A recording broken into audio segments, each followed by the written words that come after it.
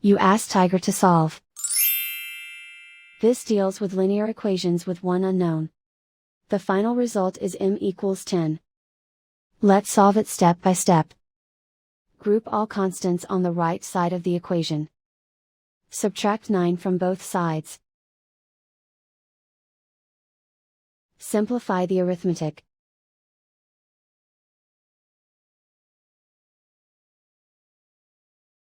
Isolate the m. Divide both sides by 10. Simplify the fraction.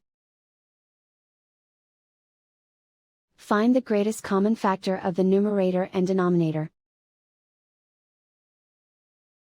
Factor out and cancel the greatest common factor. And so the final result is m equals 10.